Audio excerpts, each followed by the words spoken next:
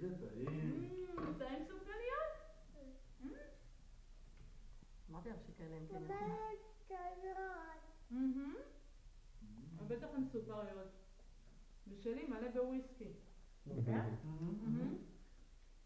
או באיזשהו אלכוהול. אורן, אתה הולך ליהנות עליו בלילה? לא, זה אספרסו, זה לא וויסקי. זה לא אספרסו. אספרסו שוגר מריר ו... טוב, זה הכל.